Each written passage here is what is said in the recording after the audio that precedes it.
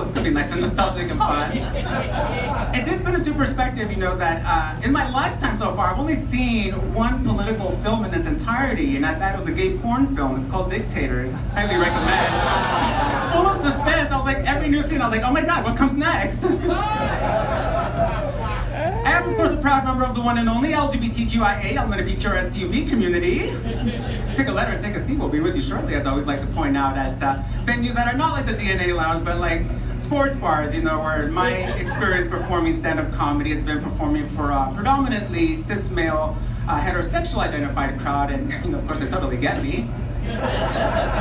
But sometimes I feel straight because I've had enough drinks, I totally get them straight up in on the rocks. I always tell them, no, hey, gentlemen, you know, keep drinking.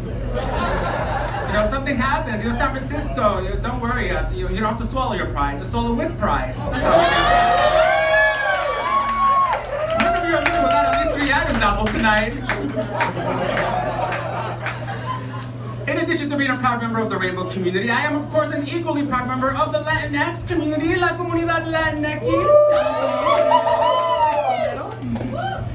And, you know, Latinx in the community, Latinx, the term, is one of the relatively newer terms, right, for those of us in the Latin community, but it was created, some people in the Latin community don't like the term Latinx at all. Some people, of course, love it and advocate for it. Some people are like, whatever, just give me my money. But Latinx really was created, the term, to be more inclusive. So for those in the Latin community, for instance, that identify as non-binary or do not identify with either of the two genders, so Latinx, you know, more inclusive.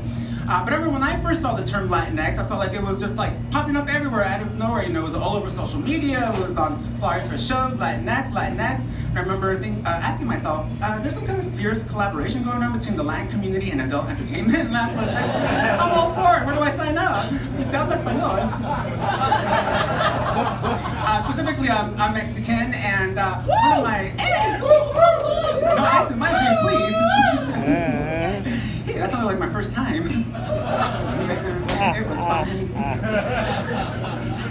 One of my favorite Mexican holidays is Dia de los Muertos. Contrary to a lot of USA beliefs, just because someone's Mexican does not mean that their favorite Mexican holiday is Cinco de Mayo. However, I will confess and say that I have lied and said that Cinco de Mayo is my favorite Mexican holiday whenever I need to, you know, fit in with white people. But it's Dia de los Muertos, or of course as we know it in English, Dia de los Muertos. And that's where we, of course, we honor, we celebrate our loved ones who have passed, and we'll do things like create the altar, the ofrenda, right, for the loved one. So my aunt, for instance, who's passed for Dia de los Muertos, will decorate her altar with her photos, her favorite food, and lots of people's personal information, because she was the queen of gossip, la reina del chisme. Currently in contract with Telemundo to become a fierce telenovela. So let me just punch really quick.